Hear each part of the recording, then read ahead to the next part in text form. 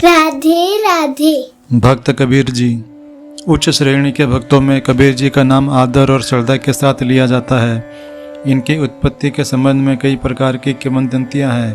कहते हैं जगत गुरु रामानंद स्वामी के आशीर्वचन से काशी की एक विधवा ब्राह्मणी के गर्भ से उत्पन्न हुए। लज्जा के मारे वह नवजात शिशु को लहर तारा के ताल के पास फेंक के आई। नीरू नाम का एक जुलाहा उस बालक को अपने घर उठा लाया। उसी ने उस बालक को पाला पोसा। ये बालक कबीर कहलाया।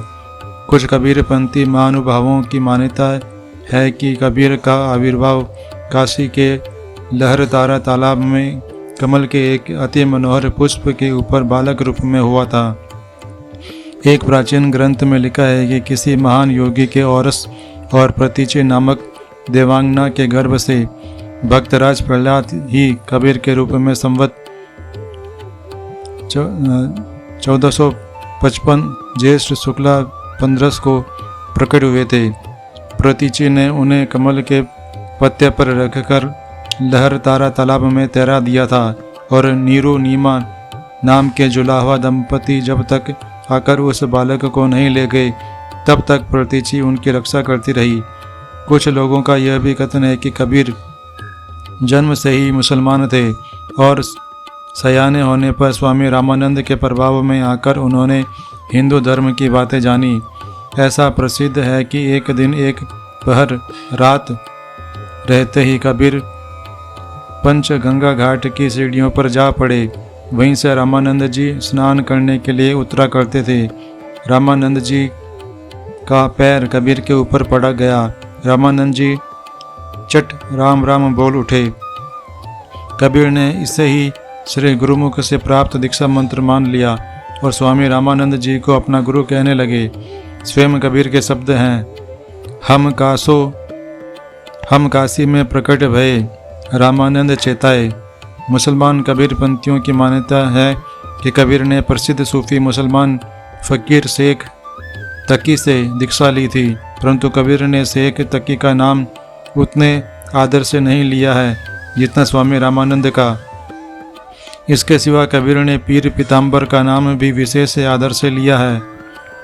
इन बातों से यही सिद्ध होता है कि कबीर ने हिंदू मुसलमान का भेदभाव मिटाकर हिंदू भक्तों तथा मुस्लिम फ़कीरों का सत्संग किया और उनसे कुछ भी तत्व प्राप्त हुआ उसे हृदय गमन किया। जनश्रुति के अनुसार कबीर के एक पुत्र और एक पुत्री थी। पुत्र का नाम था कमाल और पुत्री का कमाली।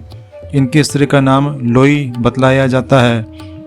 इस छोटे से परिवार के पालन के लिए कबीर को अपने करघे पर कठिन परिश्रम करना पड़ता था।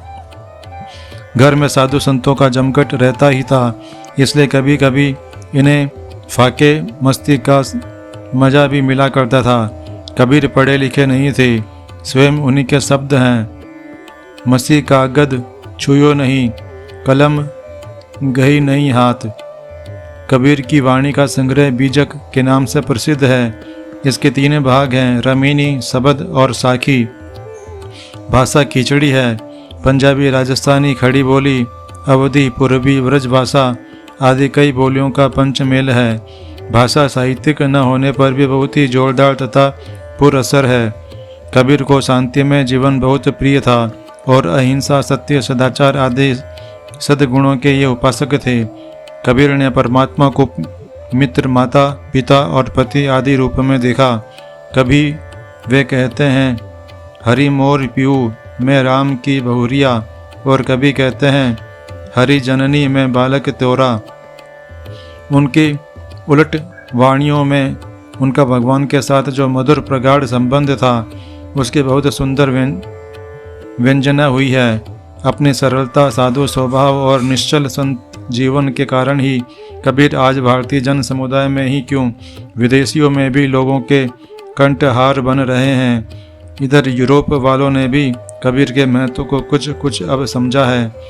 बुढ़ापे में कबीर के लिए काशी में रहना लोगों ने दुर्भर कर दिया था। यश और कीर्ति की उन पर वृष्टि सी होने लगी। कबीर इससे तंग आकर मगहर चले गए। वर्ष की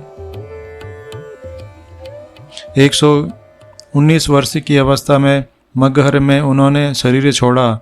संत शिरोमणि कबीर का नाम उनके सरलता और साधुता के लिए संसार में सदा अमर रहेगा। उनकी कुछ साखियों की वानगी लीजिए। ऐसा कोई ना मिला सत नाम का मीत, तन मन सौंपे मिरग ज्यों, सुन बधिक का गीत।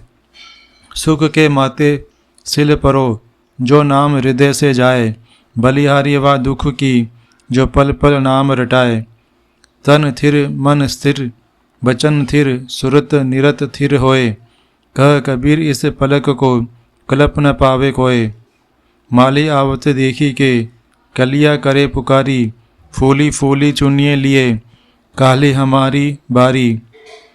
सोवो तो सुपिने मिले, जागो तो मन माही, लोचन राता सुधी हरी, बिछुरत कभू नाही।